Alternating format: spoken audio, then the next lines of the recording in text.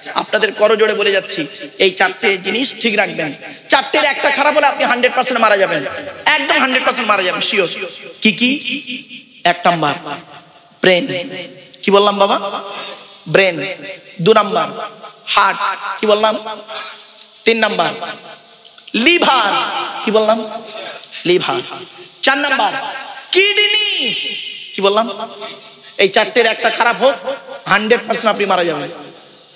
Brain stroke করে শেষ, heart attack করে শেষ, লিভার ড্যামেজ হয়ে শেষ, আর নইলে দুটো কিডনি গেল ডায়ালিসিস করতে করতেই শেষ।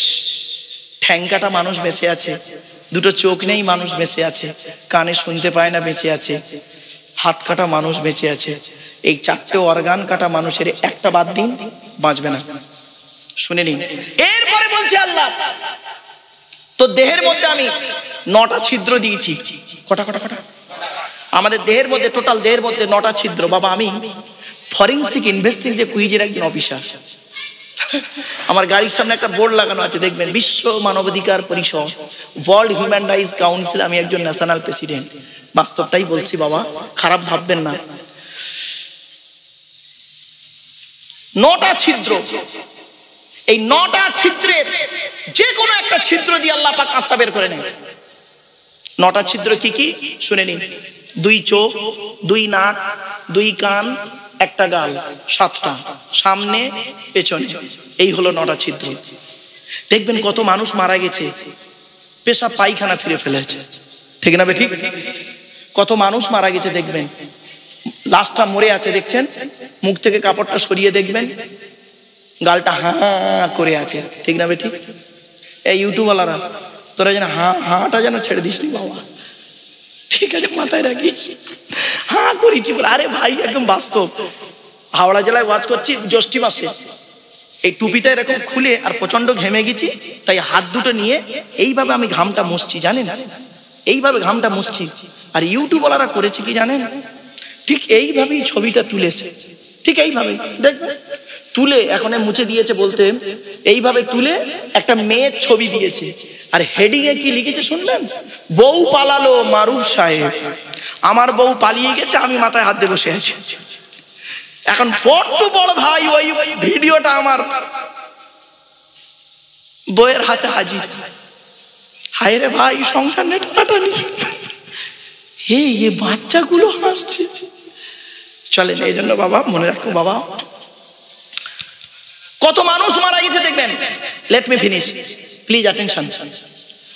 কত মানুষ মারা গেছে দেখবেন চোখটা চেয়ে আছে, ঠিক না ঠিক? আবার কত মানুষ মারা গেছে দেখবেন দেখলে মনে হবে লোকটা ঘুমিয়ে আছে, ঠিক না ঠিক? তা আপনারা কিভাবে মরতে চান এখানে বসে চিন্তা করুন, এটুকু অনুরোধ রইল। মনে রাখবেন, এখানে বসে আছেন প্রত্যেকে পাশাপাশি গায়ে গায়ে গায়ে গায়ে বসে আছেন।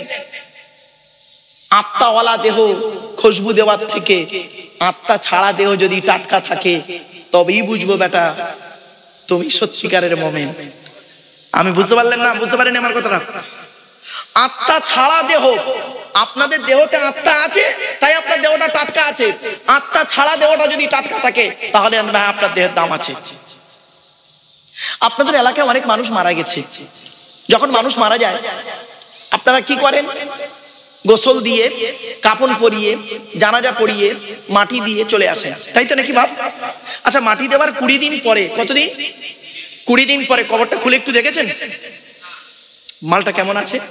একটু দেখবেন, একটু দেখবেন, দুটো বাঁশ তুলে দেখবেন কেমন আছে। কি পাবেন বলবো, শুনে নিন। মানুষকে মাটি দিয়ে আসার পর 10 থেকে 12 দিন পরে মাথার চুলগুলো খসে খসে পড়ে যায়, হাতের নখগুলো খসে খসে পড়ে যায়। 12 থেকে 14 দিন পরে ব্রেনটা পচে যায়, নাক দিয়ে, কান দিয়ে, গাল দিয়ে গড়াতে থাকে। 18 থেকে 20 দিন পরে পেটটা ফেটে যায়, পোকায় তৈরি হয়। 2 মাস পরে চামড়া মাংস সব শেষ হয়ে যায়। 6 মাস পরে দেহের কয়েক কটা হাড় ছাড়া সব মাটি খেয়ে নেয়। কোথায় গেল তোমার সুন্দর দেহ? মাটির দেহ মাটি হবে, পুড়ে হবে ছাই। এ দেহ পচা দেহ, গরব কিসের ভাই? বাড়ি থেকে ভাববেন। এই দেহটা রাখতে গেলে আপনাকে কি করতে হবে? বেশি কিছু নয়, দুটো কাজ করুন। কোরআনের দলিল একটু দাঁড়ান। কয়েক কটা দেহ মাটি খেতে পারে না, সব দেহ মাটি পচে যায় না, খায়। কয়েক কটা দেহ মাটি খেতে পারে না। চলুন তো দেখি আজকের বাপেরা, সেই দেহের মধ্যে যে কোনো একটা দেহ আমাদের হয়, আল্লাহ যেন হয়, বলুন আল্লাহুম্মা আমিন। এক নাম্বার বলবো, এক নাম্বার নবীদের দেহ মোবারক মাটি খেতে পারে না। বাবা আমরা কেউ নবী আর হতে পারবো না, কারণ কোরআন জানিয়ে দিয়েছে মা কানা মুহাম্মাদুন আবা আহাদিম মির রিজালিকুম ওয়ালাকিন রাসূলুল্লাহি ওয়া খাতামান নাবিয়্যিন ওয়া কানা আল্লাহু বিকুল্লি শাইইন আলিমা। আমার বাপেরা 22 নম্বর পারা 2 নম্বর পৃষ্ঠার একেবারে 13 নম্বর লাইন, সূরার নাম সূরা আহজাব। আল্লাহ বললেন মুহাম্মদ সাল্লাল্লাহু আলাইহি ওয়াসাল্লাম কারো বাপ নয়, মা নয়। মুহাম্মদ সাল্লাল্লাহু আলাইহি ওয়াসাল্লাম হলেন আল্লাহর রাসূল এবং আখিরি জামানার শেষ নবী। আর নবী কি বললেন? আনা খাতিমুন নবিয়্যিন লা নাবিয়্যা বাদি, আমি হলাম শেষ নবী, আমার পরে আর কোন নবী আসবে না। তো নবীদের দেহ মোবারক মাটি খেতে পারে না, আমরা তো কেউ আর নবী হতে পারবো না। এক নাম্বারটা বাদ, ঠিক না ঠিক? 2 নাম্বারটা হলো শহীদদের দেহ মোবারক মাটি খেতে পারে না, টাটকা থাকে। শহীদদের দেহ মোবারক মাটি খেতে পারে না, টাটকা থাকে। শহীদান কাদের বলে শুনে নিন, কোরআন জানিয়ে দিয়েছে। আল্লাহ কাদের ভালোবাসে শুনে নিন, ইন্নাল্লাহা ইউহিব্বুল্লাযীনা ইউকাতিলুনা ফী সাবিলিহি সাফফান কাআন্নাহুম বুনিয়ানুম মারসুস। 28 নম্বর পারার একেবারে 10 নম্বর পৃষ্ঠার একেবারে 15 নম্বর লাইন, সূরার নাম সূরা সফের 4 নম্বর আয়াত। আল্লাহ জানিয়ে দিচ্ছে নিশ্চয়ই যারা আল্লাহর ভালোবাসায় কি করেছেন, আল্লাহ তাদেরকে ভালোবাসে যারা জান আর মাল দিয়ে আল্লাহ রাস্তায় সীসা গলিত প্রাচীরের ন্যায় নিজের জীবনকে সারিবদ্ধভাবে বিলিয়ে দিয়েছে। অর্থাৎ শহীদদের লাশ মোবারক মাটি খেতে পারে না। এই জন্য আল্লাহ জানিয়ে দিল যারা আমার রাস্তায় শহীদ হয়েছে তাদেরকে তোমরা কোনোদিন মৃত বলো না। লা তাকুলু লিমান ইউকতালু ফি সাবিলিল্লাহি আমওয়াত বাল আহইয়াউন ওয়ালাকিন লা তাশউরুন। 2 নম্বর পারা 2 নম্বর পৃষ্ঠার 13 নম্বর লাইন, সূরার নাম সূরা বাকারা। কোরআন জানিয়ে দিয়েছে যারা আমার রাস্তায় নিজের জীবনকে বিলিয়ে দিয়েছে তাদেরকে তোরা মৃত বলে ধারণা মৃত বলিস না, বরং তারা জীবিত, তোরা তা অনুভব করতে পারিস না। তারা কি খায় কবরে? কোরআন জানিয়ে দিয়েছে লা তাহসাবান্নাল্লাযীনা কুতিলু ফি সাবিলিল্লাহি আমওয়াতা বাল আহইয়াউন ইনদা রাব্বিহিম ইউরযাকুন। 4 নম্বর পারার 11 নম্বর পৃষ্ঠার 10 নম্বর লাইন, সূরার নাম সূরা আল ইমরানের মধ্যে আল্লাহ বলে দিলেন যারা আল্লাহর রাস্তায় নিজের জীবনকে বিলিয়ে দিয়েছে তাদেরকে তোরা কোনোদিন মৃত বলিস না, মৃত বলে ধারণা করিস না, বরং তারা জীবিত, আল্লাহর তরফ থেকে খাবার প্রাপ্ত হয়। তাহলে 2 নাম্বার হলো শহীদদের দেহ মোবারক মাটি খেতে পারে না। এখন প্রমাণ দিতে হবে আপনাদের কাছে। দেবো দেবো বলো, একটা ছোট্ট উদাহরণ দিই। চলো চলো। আল্লাহর নবী একদিন মসজিদে নববীতে বসে আছেন। এমন তো অবস্থায় একজন সাহাবী এসেছেন। একজন সাহাবী এসেছেন। সাহাবীটা হলো মদিনার সবথেকে ধনী মানুষ। কি বললাম বাবা? হ্যাঁ, সবথেকে পয়সাওয়ালা লোক। সাহাবীরা বসে আছেন, নবীজি বসে আছেন। এমন তো অবস্থায় সাহাবীটা আসছেন। সাহাবীটার নাম কি শুনে নিন, আমর জামুহ রাদিয়াল্লাহু তাআলা আনহু। কি নাম? আমর জামুহ। উনি আসছেন। তো নবীজি পাশে যারা বসে আছে তারা বলছেন ইয়া রাসূলুল্লাহ, এলাকার সবথেকে ধনী মানুষ ওই আসছে, আমর জামুহ। নবীজি বললেন আসতে দাও। তো উনি কাছাকাছি এলেন। আসার পরে নবীকে সালাম করলেন। নবীজি সালামের জবাব দিলেন। নবীজি বললেন তাফাদ্দাল ইজলিস ফি হাযাল মাকান, এই জায়গায় বসো অনুগ্রহ করে।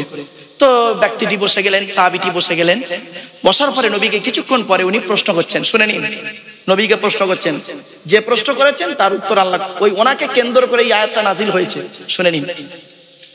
উনি বলছেন ইয়া রাসূলুল্লাহ, আমার একটি প্রশ্ন আছে। বলছে কি প্রশ্ন?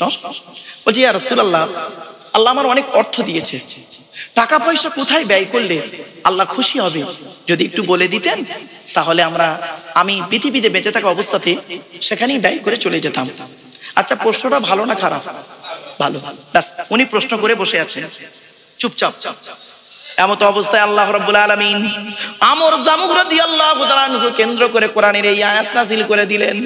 জিবরাইল এলেন, কোরআনের আয়াত নাযিল হয়ে গেল। শুনে নিন, ইয়াসআলুনাকা মাযা ইউনফিকুন কুল মা আনফাকতুম মিন খায়রিন ফালিওয়ালিদাইনি ওয়াল আকরাবিন।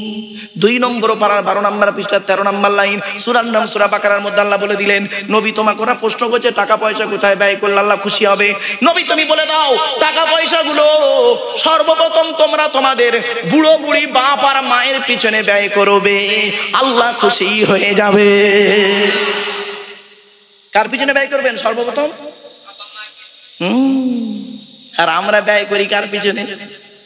বউয়ের পিছনে। এরা মনে করে বউ খুশি তো সব খুশি, বোকা কোথাকারে। নবী বলেছেন রাদিয়াল্লাহু ফি রাদিয়াল ওয়ালিদাইন ওয়া সাখতুল্লাহি ফি সাখতিল ওয়ালিদাইন। আল্লাহর নবী বলেছেন, আমি বলিনি, এই ছেলে, হকের উপরে তোমার বাম্মা যদি নারাজ থাকে আল্লাহ নারাজ হয়ে যাবে, হকের উপরে তোমার বাম্মা যদি তোমার উপরে খুশি থাকে আল্লাহ খুশি হয়ে যাবে। আল্লাহর কসম করে বলে এই কোরআনে আছে, আল্লাহর নবীদের পরই স্থান হলো বাপ আর মায়ের। আল্লাহর নবীদের পরই স্থান হলো বাপ আর মায়ের। কাদের? বাপ মায়ের। চলুন দলিলগুলো দিয়ে দিচ্ছি।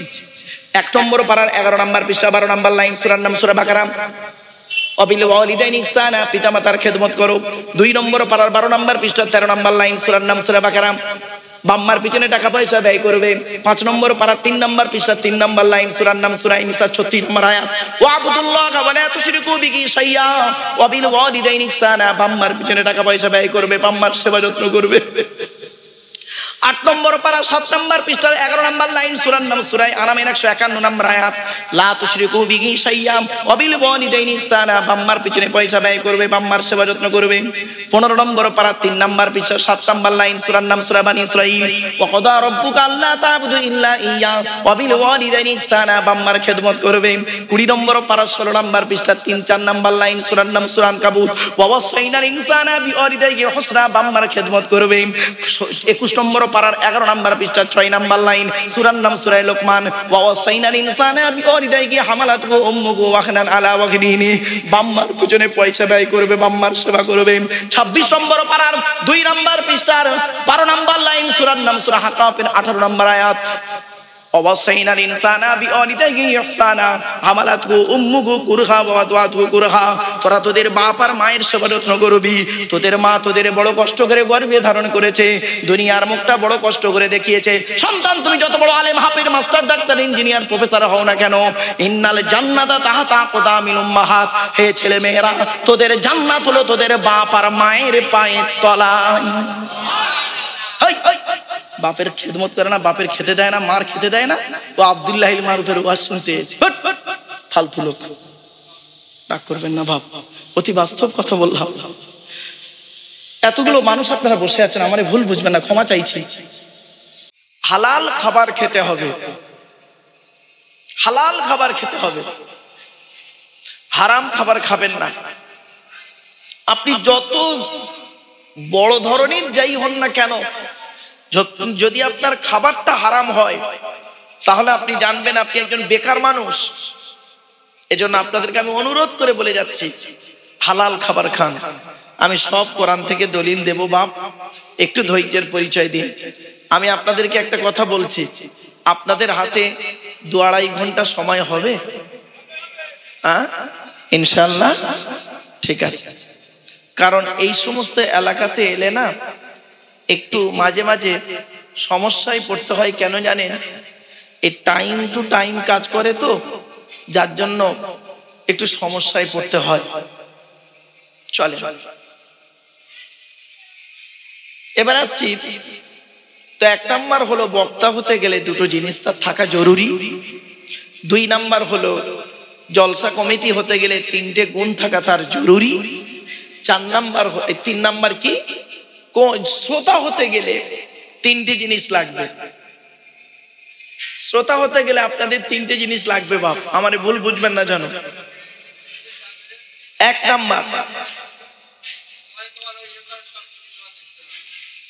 নাম্বার শ্রোতা হতে গেলে শরীর পাক। কি বললাম বাবা? আমার সঙ্গে কথা বলুন না। হ্যাঁ, আমার সঙ্গে কথা বলুন, লজ্জার কোনো ব্যাপার নেই বাবা। আমার সঙ্গে একটু কথা বলুন, আমি একটু কথা বলতে ভালোবাসি। আমার সঙ্গে একটু কথা বলেন, ভালো লাগবে। আপনারা যদি চুপ করে বসে থাকেন তাহলে আমি বুঝবো যে বুঝতে পারছে কি বুঝতে পারছে না, দুদুল্যমান অবস্থায় থাকবো। আর যদি আমার কথা জবাব দেন তাহলে আমি বুঝবো আমার কথাটি মনে হয় উনি বুঝতে পেরেছেন। সেজন্য আমি আপনাদের কাছ থেকে একটু উত্তর নিতে চাই। শ্রোতা হতে গেলে তিনটে গুণ তার থাকতে হবে। এক নাম্বার শরীর পাক। তো আশা করি আপনারা যারা বসে আছেন এখানে প্রত্যেকের শরীর পাক আছে। আমার ধারণা ঠিক হতে পারে, আবার ভুলও হতে পারে। তবে অনেকের হয়তো অজু নাও থাকতে পারে, এখন শরীরটা কিন্তু পাক আছে, এটা আমার ধারণা। দুই নাম্বার কাপড় পাক। আপনারা যে যেমন চয়েসেবল কাপড় পরে আছেন, পছন্দ মতো কাপড় যেমন পরে আছেন, আমার ধারণা আপনাদের কাপড়গুলি পাক আছে। তিন নাম্বারটা হলো জায়গা পাক। এই জায়গাটা নিয়ে একটু সন্দেহ আছে, রাগ করবেন না কিন্তু। আচ্ছা বাবা, যে প্লাস্টিকটায় আপনারা বসে আছেন ওটা কি প্যান্ডেলওয়ালাদের? হ্যাঁ, আমার ধারণা ঠিক হতে পারে, আবার ভুলও হতে পারে, খারাপ ভাববেন না। অনেক প্যান্ডেলওয়ালা আছেন, সকলে নয়, অনেক প্যান্ডেলওয়ালা এমন আছেন যে এই প্লাস্টিকটা ধরুন আজকে এখানে বিছিয়ে দিয়েছে, জলসা হয়ে গেল, এর উপরে খাওয়া দাওয়া চলবে, খাওয়ার পরে দেখবেন আপনারা চলে যাবেন, এটা হয়তো বিছানো থাকবে, জুতো পাই দিয়ে এর উপরে মানুষ চলবে। আবার হয়তো এলাকার যদি কোনো কুকুর বেঁচে থাকে, দু চারটে কুকুরও এর উপরে উঠবে। আবার প্যান্ডেলওয়ালা করলো কি এটাকে ভালো করে গুড়িয়ে পাশের গ্রামে অন্নপ্রাশন বাড়িতে বা হিন্দুদের কোনো শ্রাদ্ধ বাড়িতে বা মুসলমানদের কোনো খানা বাড়িতে বা মুসলমানদের কোনো অনুষ্ঠানে বা পাশের গ্রামের জলসায় আবার কালকের এটা পেতে দিল। সত্যিকারের একজন নামাজি মুসল্লি যার শরীর পাক, কাপড় পাক, এই প্লাস্টিকটা যদি নাপাক থাকে, এর উপরে বসলে তার শরীর কাপড়টা নাপাক হয়ে যাওয়ার সম্ভাবনা খুবই বেশি, ঠিক না বেঠিক? হ্যাঁ, তাহলে উচিত কি ছিল উপরটা এত চকচকে না করে এই প্লাস্টিক, এই প্যান্ডেলওয়ালাদের মালের উপরে মসজিদের মুসাল্লাগুলো এনে যদি বিছিয়ে দিতেন, উত্তম জিনিস হতো। আর তার থেকে আরো উত্তম জিনিস হতো যদি জলসাটা মসজিদের ভেতরে করতেন, আরো উত্তম হতো। পৃথিবীর শ্রেষ্ঠ জলসার জায়গা হলো মসজিদ, আল্লাহর ঘর। আল্লাহর ঘর হলো শ্রেষ্ঠ জায়গা, আর সেই জায়গার পাশেই করছেন। আমি মসজিদের ভিতরে ঢুকলাম, খুব বড় মসজিদ, আশা করি যত লোক এসেছেন ওর ভিতরেই বসতে এমন কোনো কষ্ট হতো না, এসিও ছিল, পাকাও ছিল। কিন্তু মানুষ, এরা আল্লাহর ঘর, ঘরে বসতে এদের কষ্ট, বাইরে বসতে এদের সুবিধা। এই গরমে কষ্টে বসবে তাও ঠিক, আচ্ছা, কিন্তু আল্লাহর ঘরে এসির মধ্যে বসবে তাই কষ্ট। এজন্য বাবা অনুরোধ করে বলে যাচ্ছি, জলসা যখন দেবেন মসজিদের ভিতরে দেবেন, সব থেকে উত্তম জিনিস হলো এইটাই। এতে অনেক জিনিস বেঁচে যাবে, খারাপ সেন্স নেবেন না কিন্তু। বাবা 1994 সাল থেকে 2024, এই বিগত 30 বছর জলসা জগতের ন্যূনতম এক্সপিরিয়েন্সকে সামনে রেখে আপনাদের সঙ্গে একটু কথা বলছি বাপ, আল্লাহ বলাচ্ছেন তাই বলছি। চলো, এতক্ষণ আপনাদের কাছে আমি সামাজিক কিছু গুছানোর দুই একটা কথা বললাম, কথাগুলো একেবারে তাচ্ছিল্য করে উড়িয়ে দেবেন না, একটু মূল্যায়ন করুন আর ভাবুন ছেলেটি কথাটি বলল ঠিক বললো না ভুল বলল, আগিয়ে আগিয়ে যাই। আজকে আমাদের আলোচনার বিষয়বস্তু কি থাকবে? আমাদের আলোচনার বিষয়বস্তু থাকবে পাঁচটা বিষয়। কটা বাবা? জোরে বলুন। পাঁচটা বিষয়ে আলোচনা হবে। প্রত্যেকটা বিষয় নিয়ে যদি আমি আধা ঘন্টা করে বলি তাহলে 2.5 ঘন্টা কখন হয়ে যাবে। এক একটা টপিক 30 মিনিট করে যদি বলি, আসুন। তবে অত সময় দেবো না, ভয়ে নেই, অনেকে হয়তো টেনশনে আছেন, টেনশন নেবেন না। পাঁচটা বিষয় কি কি আগে শুনে নিন। বক্তব্যের শুরুতে এই কথাগুলি না শুনলে বাবা আমার বক্তব্য আপনারা হয়তো প্রথমত বুঝতে পারবেন না, মনে হবে লোকটি গল্প করছে ইত্যাদি ইত্যাদি ইত্যাদি।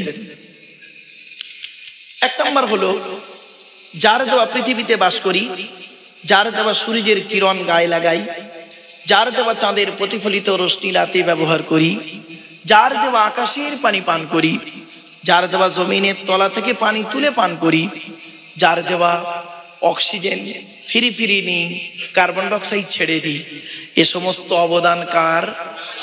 জোরে বলুন। তাই জীবনের সব ক্ষেত্রে জন্ম থেকে মৃত্যু পর্যন্ত মাথা নত করব, সাজদা দেব, ভিক্ষা চাইব একমাত্র শুধুমাত্র কার কাছে? ব্যাস, এটা যত তাড়াতাড়ি বুঝতে পারবেন তত তাড়াতাড়ি আমার বক্তব্য আপনাদের বোধগম্য হবে। It is my concept. চল, তো আজকের প্রথমে আলোচনা হবে আল্লাহর আলোচনা। অসুবিধা হবে? মনে রাখুন, আল্লাহর পরেই স্থান হলো নবীদের। কাদের? নট অনলি নবীর, নবীর বলবেন না, নবীদের। নবীর হলো এক বচন, নবীদের হলো বহু বচন। মনে রাখবেন এটা। সিঙ্গুলার প্লুরালের জ্ঞান যদি না থাকে সব গেল। নবীদের পরিচয় সম্পর্কে আজকে আলোচনা হবে ইনশাআল্লাহ। এবারে বলে দিই, আল্লাহর পরিচয় হলো চারটি। কটি? কটি? এই কোরআনে আছে চারটি। আল্লাহর পরিচয় চারটি, বাকি সব নিদর্শন। টোটাল চারটে পরিচয় আল্লাহ। নবীদের পরিচয় হলো তিনটি। কটি? তিনটি। তাহলে আল্লাহর আলোচনা হবে, আল্লাহর পরিচয় চারটি, তার সম্পর্কে আলোচনা হবে প্রথম টপিক। দ্বিতীয় টপিকটা হবে, পর্বটা হবে নবীদের পরিচয়, নবীদের আলোচনা, নবীদের সম্পর্কে বেশ কিছু কথাবার্তা।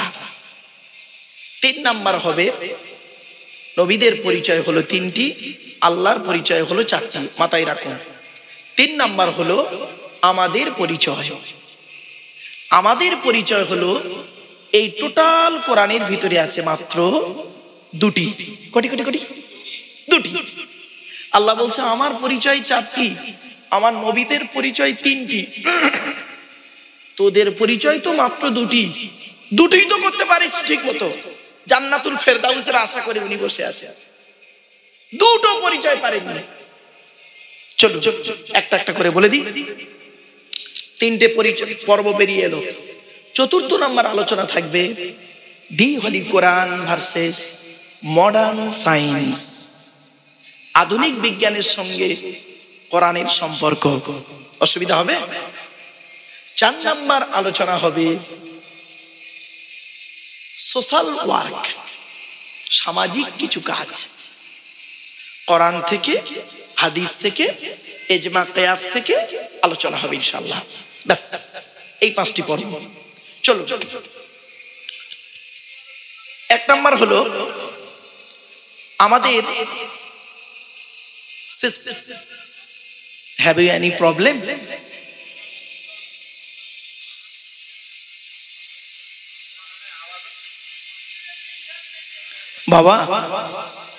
বাবারা একটু আগিয়ে আগিয়ে গায়ে গায়ে বসুন। বাপ আমার,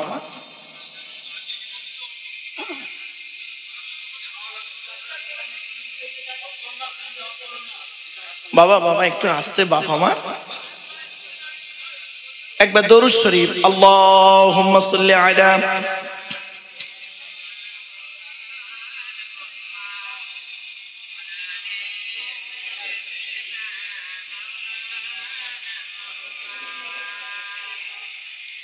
এই বাবা ইউটিউবওয়ালারা, তোমরা এই টুপিটা এখানে রেখেছি বলে এই ছবিটা যেন ছেড়ে দিওনি বাবা। এসব জানে, পুরাতন ছেলেরা জানে বাবা। ইউটিউবওয়ালাদের আমি বেশি বসতে দিই না, এরা উল্টো পাল্টা ছবি দেয়। আর বাজে বাজে হেডিং দেয়, ফলে সমাজে বাজে বার্তা যায়। বাবা মিডিয়া তোমাদেরকে বলছি, বাবা তোমরা সততার সঙ্গে ব্যবসা করো, আল্লাহ তোমাদের ব্যবসায় বরকত দেবে। আর অসততার মধ্যে যদি নিজের ভিউ বাড়ানোর জন্য, নিজেকে জাহির করার জন্য যদি করতে চাও, বাবা আল্লাহ কোন মুহূর্তে বেইজ্জতি করবে তুমি নিজে ভাবতে পারবে না। সততার সঙ্গে তোমরা করো, আল্লাহ তোমাদের বরকত দেবে। যারা পুরাতন মিডিয়া আছে, এই ছেলে, এই তো সেই এই পুরাতন ছেলেরা জানে, বাবা তুমি বলে দিচ্ছি, বাজে বাজে ছবি দিও না, তোমরা বক্তব্যটাকে নিয়ে সমাজের কাছে ছাড়ছো, ভালো জিনিস, এতে তোমাদের ইনকাম। বাবার আপনারা জানেন না হয়তো, এই যে মিডিয়ারা বসে আছে না, লক্ষ লক্ষ টাকা ইনকাম আছে এতে। তবে আজ পর্যন্ত আমি কোনো মিডিয়ার থেকে একটা পয়সা নিই না। তাহলে আপনাদের বলি, আমি যখন প্রথম মিডিয়া করতে আসে ছেলেরা, তখন চাকরি বাকরি, সরকারি চাকরি বেশ কয়েক বছর বন্ধ ছিল। বেশ কিছু MA BEd পাস ছেলে তারা এসে আমাকে বলল, স্যার আমরা শিক্ষিত ছেলে, আমরা বেকার হয়ে আছি, এখন তো সরকারি চাকরি হচ্ছে না, তো যদি আপনি অনুমতি দেন তাহলে এই মিডিয়ার মাধ্যমে একটা ইনকাম হয়। আমি জানতাম না এইসব ইউটিউব নিয়ে এইসব ঘাটাঘাটি করলে টাকা হয়। তো বললাম কিরকম? বলছে হুজুর আপনার বক্তব্যকে নিয়ে আপনি 4 ঘন্টা বক্তব্য রাখলেন, সেই 4 ঘন্টা বক্তব্যের ভিতরে 5 মিনিট করে কেটে কেটে আমরা ছেড়ে দেবো, ছেড়ে দিলে যত মানুষ দেখবে তার পার্সেন্টেজ আমরা ডলার হিসেবে পাবো। তা বললাম এতে করে কি তোমার ভালো হবে? বলছে হুজুর যদি আপনি অনুমতি দেন। তো বললাম বাবা তোমার যদি এতে হয়, তা আমার দ্বারাই যদি তোমার যদি ইনকাম হয়, তুমি তোমার বাম্মাকে কোনোদিন ফেলে দিও না, বাম্মার প্রতি ভক্তি শ্রদ্ধা রেখো, আর পয়সা হয়ে গেলে পেছনের মানুষটাকে ভুলে যেও না।